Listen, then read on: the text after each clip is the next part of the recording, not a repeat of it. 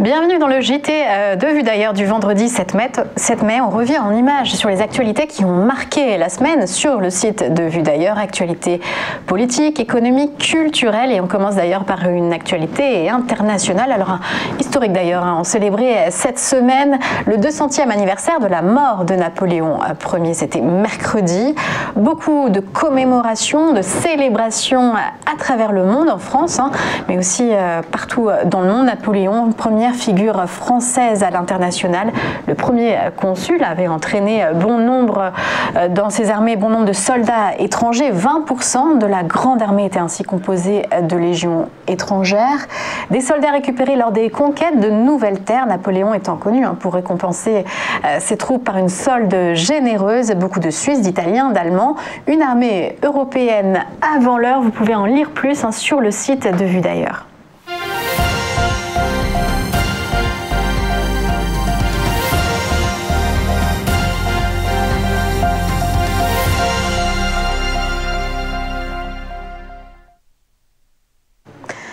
On passe à l'actualité française et cette semaine à l'Assemblée nationale est passée en première lecture la loi climat, fameuse loi issue des propositions de la Convention citoyenne pour le climat. Des propositions inscrites dans le projet qui ont été parfois revues à la hausse, parfois plus sévères que les propositions initiales. Alors dans le détail, c'est la publicité qui va devenir plus environnementale. Fini le gaspillage papier dans les boîtes aux lettres, pas de publicité non plus pour les énergies fossiles. Et puis une étiquette carbone qui va devenir obligatoire pour les vêtements. L'avion ne sera plus autorisé que pour les trajets de plus de 2h30 en train. Le délit d'écocide est créé aussi. Et les écoliers testeront, eux, un menu vegan une fois par semaine à la cantine. Alors voilà pour les principales mesures de ce texte. Entre réalisme et absurdité, peut-on lire sur le site de Vue d'ailleurs. Le texte, la loi qui doit maintenant affronter le Sénat.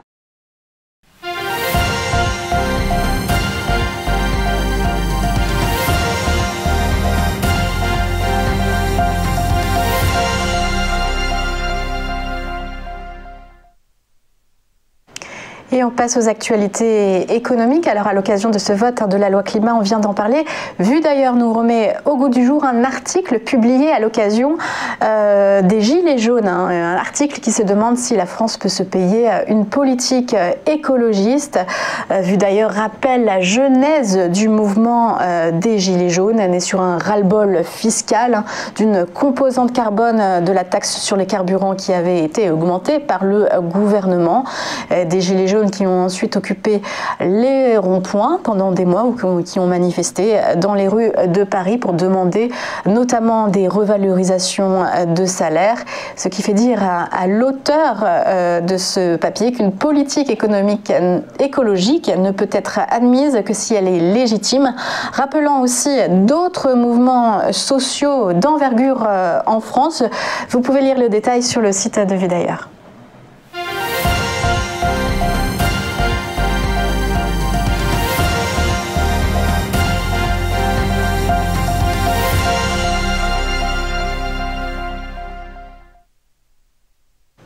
Et enfin, on termine par de la culture, mais la thématique de ce JT est respectée puisque l'on reste dans le secteur, dans le domaine de l'écologie. On parle du prix de l'écologie, le prix de Vue d'ailleurs avec sa présidente. Bonjour Marie-Claude Battier.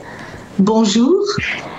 Alors, vous êtes donc présidente de ce prix de Vue d'ailleurs qui est lié à l'écologie. Donc, vous allez décerner un prix au meilleur livre qui parle d'écologie.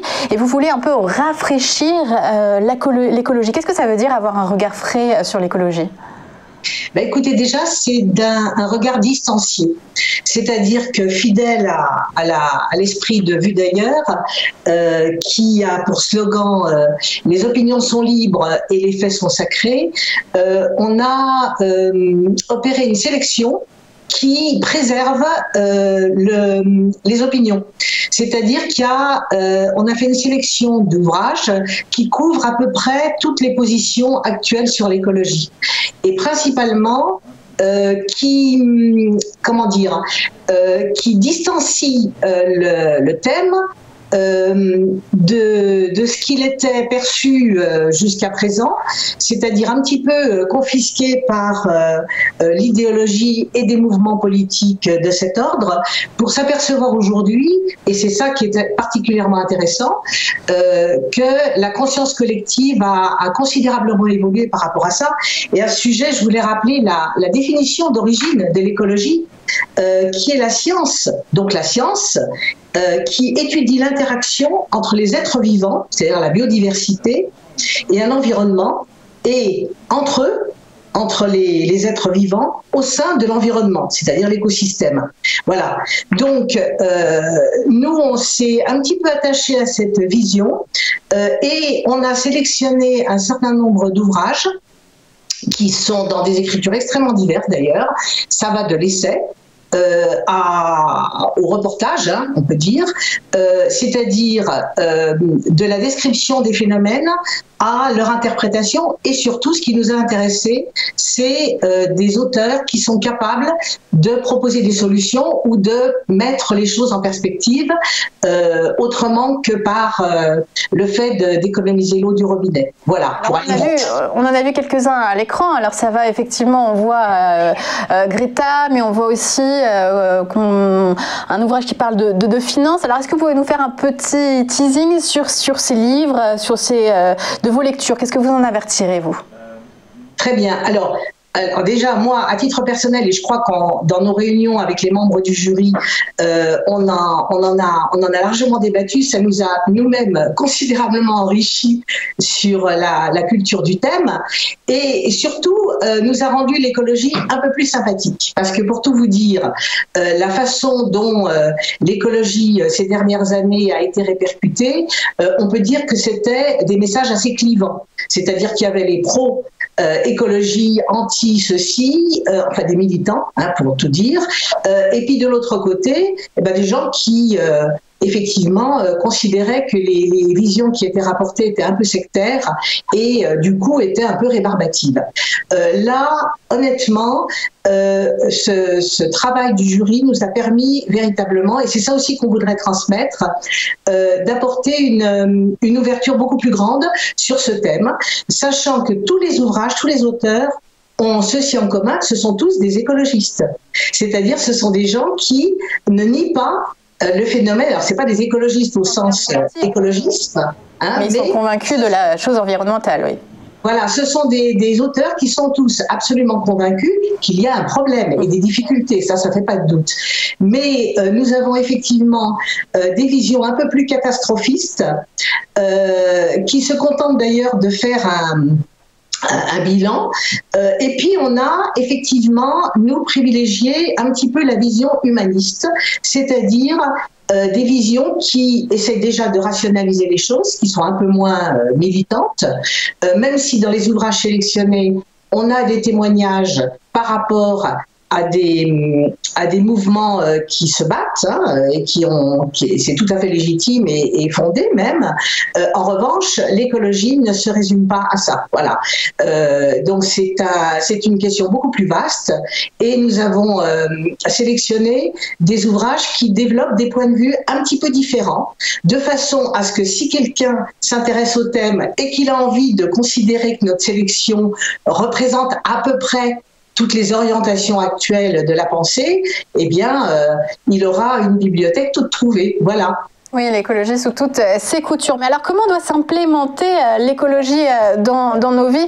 On parlait tout à l'heure, juste avant dans ce JT, du ras-le-bol fiscal des Gilets jaunes. C'est aussi à l'origine une mesure environnementale qui en est à l'origine. Comment est-ce qu'on doit faire pour que ce soit le mieux accepté possible?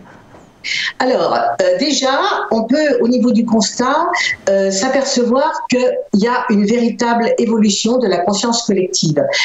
Aujourd'hui, je crois quand même que l'idée que l'écologie n'est pas un thème politique à attribuer aux uns ou aux autres, mais quelque chose qui transperce complètement toute notre époque.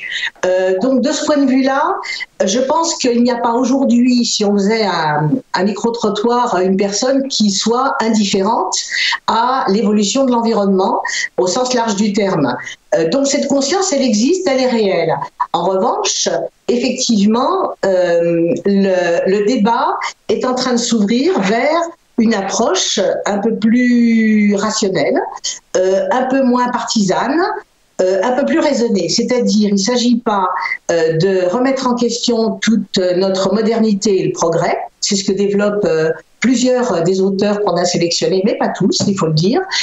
Donc, il ne s'agit pas de nier le progrès, mais il s'agit effectivement de réfléchir à des solutions pour adapter nos comportements, puisqu'il y va quand même quelque part de la survie de l'humanité, sachant qu'il y a au moins 2 ou 3 des ouvrages que nous avons sélectionnés, il y en a même 3, qui développent l'idée qu'il faudrait changer de paradigme. Alors, c'est facile à dire, ça paraît un petit peu intellectuel, mais en réalité, nous avons discuté et trouvé qu'il y avait effectivement quelque chose de cet ordre-là, c'est-à-dire une autre vision du monde, une autre vision de nos rapports à la nature et aux êtres vivants.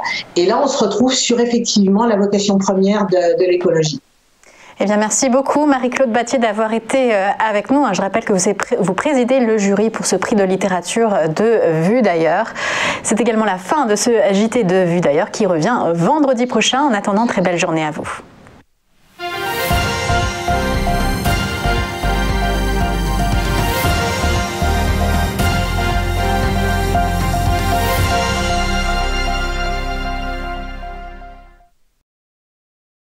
Bonjour à tous et bienvenue dans notre émission Entreprise et Innovation, votre rendez-vous innovation, développement économique et enjeux du digital sur TV Finance. Tous les jours, TV Finance met en lumière une société, un projet, des hommes et des femmes qui font l'entreprise d'aujourd'hui et de demain dans un monde en perpétuelle évolution.